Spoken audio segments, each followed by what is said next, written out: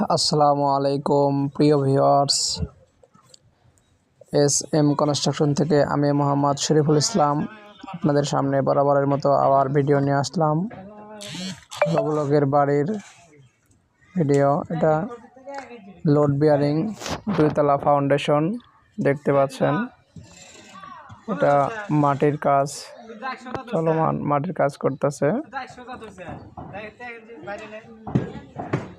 2 তলা foundation, load bearing, 4টা bedroom, 2টা টয়লেট, একটা সিঁড়ি রুম এবং ডাইনিং স্পেস, 2টা মাস্টার বেডরুম, 2টা বেলকনি আছে।